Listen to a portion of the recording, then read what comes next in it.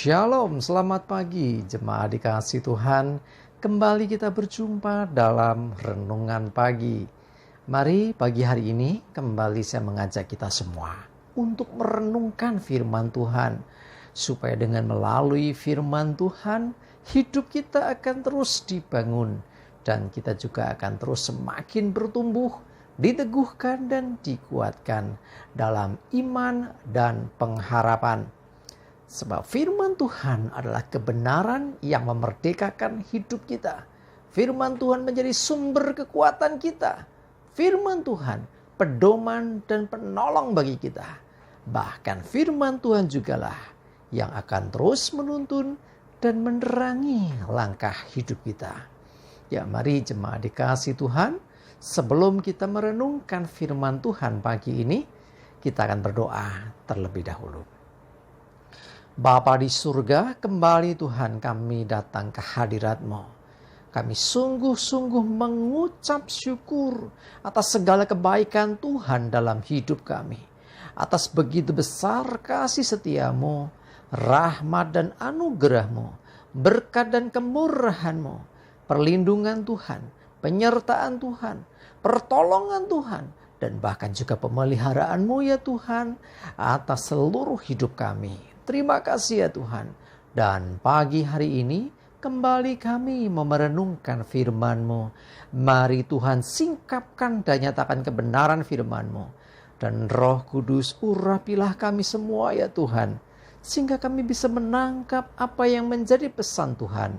Dan juga melakukannya dalam hidup kami. Terima kasih. Di dalam nama Tuhan Yesus kami bersyukur dan berdoa. Amin. Mari jemaat dikasihi Tuhan, kita akan buka Alkitab kita. Renungan pagi hari ini sampaikan dari Kisah Para Rasul 4 ayat 18 sampai 20. Saya bacakan. Dan setelah keduanya disuruh masuk, mereka diperintahkan supaya sama sekali jangan berbicara atau mengajar lagi dalam nama Yesus. Tetapi Petrus dan Yohanes menjawab mereka, silakan kamu putuskan sendiri manakah yang benar di hadapan Allah, taat kepada kamu atau taat kepada Allah. Sebab tidak mungkin bagi kami untuk tidak berkata-kata tentang apa yang telah kami lihat dan yang telah kami dengar. Jemaat dikasihi Tuhan, satu kali Yohanes dan Petrus ditangkap ini, diadili. Ya, jadi begitu luar biasanya adalah karena mereka ini memberi pengaruh kepada orang-orang di sana. Sehingga akhirnya di bawah ancaman diminta supaya Petrus dan Yohanes tidak lagi mengajar. Karena ketika Petrus dan Yohanes mengajarkan tentang Yesus Kristus, banyak orang menjadi percaya. Dan dia menjadi orang yang sangat-sangat dinantikan banyak orang. Sehingga timbullah ya istilahnya mereka ini, ya orang-orang yang tidak suka ini akhirnya mengambil tindakan. Dan singkat cerita di hadapan mahkamah itu mereka diadili dan mereka istilahnya disuruh bungkam atau dibungkam. Jangan lagi berbicara dalam nama Yesus. Tetapi apa yang dikatakan Petrus dan Yohanes, silakan kamu putuskan sendiri. Ya, jadi artinya kamu mau berbuat apa silakan. Ya, taat kepada kamu atau taat kepada Allah. Jadi mereka punya prinsip, Petrus dan Yohanes ini, bahwa mereka tidak mungkin tidak berkata-kata tentang apa yang mereka lihat dan dengar. Jadi dengan kata lain, bahwa Petrus dan Yohanes ini menyaksikan, artinya bersaksi, menceritakan apa yang mereka lihat dan dengar. Dan kesaksian berdasarkan pengalaman hidup mereka ini besar kuasanya, dampaknya luar biasa. Jadi saya jadi ingat firman Tuhan juga mengatakan bahwa beritakanlah Injil baik atau tidak baik waktunya. Jadi artinya tidak ada satu kuasa manapun juga yang bisa menghentikan akan Rasul Petrus dan Yohanes ini. Termasuk sekarang kalau bagi hidup kita, sudah semestinya kita meneruskan untuk menceritakan ya pengalaman hidup berjalan bersama dengan Tuhan. Nah, ini penting. Karena itu sebagai orang percaya sudah semestinya kita bukan hanya tahu, tapi seharusnya kita pun mengalami sendiri hidup berjalan dengan Tuhan. Jadi kalau kita sungguh-sungguh beriman kepada Tuhan, kita akan mengalami sendiri sesuatu yang luar biasa. Jadi pengalaman hidup dengan Tuhan akan menjadi kesaksian yang luar biasa di hadapan orang-orang yang belum mengenal Tuhan. Jadi mari seperti Petrus dan juga Yohanes ini, hendaklah kita pun bersaksi. Nah, bagaimana aku bisa bersaksi kalau enggak mengalami sendiri? Nah, kesaksian kita itu adalah berdasarkan apa yang kita alami.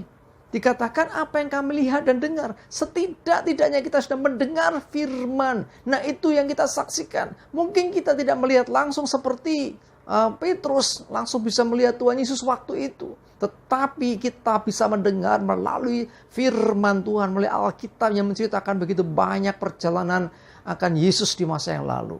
Mari jemaat dikasih Tuhan. Saya mengajak kita, alami sendiri kuasa Tuhan.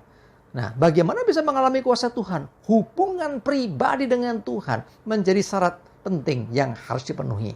Jadi ketika engkau punya masalah, punya pergumulan, engkau akhirnya mengalami pertolongan Tuhan. Nah, itu menjadi salah satu kesaksian yang luar biasa.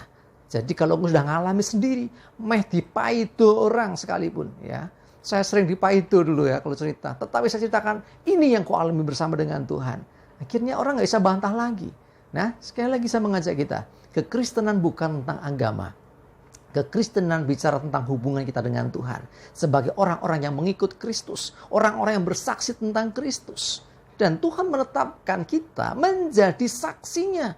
Karena itulah tugas kita adalah bersaksi. Ceritakan tentang Yesus kepada semua orang. Biar mereka sendiri juga yang akhirnya mengalami akan kuasa Tuhan juga terjadi dalam hidup mereka.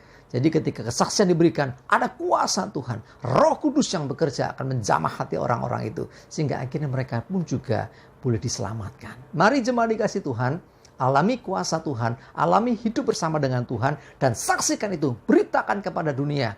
Apa yang kau dengar melalui firman-Nya, apa yang kau alami berjalan bersama dengan Tuhan. Dan mujizat serta kuasanya akan dinyatakan melalui setiap apa yang kita kerjakan. Amin, kita berdoa. Terima kasih Tuhan, biarlah hari ini kami belajar sesuatu. Pentingnya hubungan pribadi dengan Engkau, pengalaman berjalan dengan Engkau, dan menceritakannya kepada dunia. Lebih dari itu juga firman Tuhan menjadi pedoman bagi kami. Sehingga kami bisa bersaksi tentang apa yang kami dengar melalui firman-Mu. Sehingga dunia boleh melihat dan mengenal akan Engkau dan diselamatkan. Terima kasih Tuhan. Biarlah Roh Kudus yang menolong kami dengan hikmat dan kuasa. Sehingga kami bisa menjadi saksi-saksi dimanapun kami berada. Memberitakan nama-Mu. Terima kasih Tuhan Yesus. Kami serahkan seluruh hidup kami hari ini. Mohon pimpinan penyertaan Tuhan juga atas ibadah kami hari ini. Terima kasih ya Tuhan. Jauhkan celaka dan mara bahaya. Damai sejahtera dan berkat Tuhan menyertai kami semua. Dalam nama Tuhan Yesus kami bersyukur dan berdoa. Amin. Mari jemaat dikasih Tuhan tetap semangat terus, maju terus dalam iman dan pengharapan. Jangan lupa beribadah hari ini. Tuhan Yesus memberkati kita semua. Amin.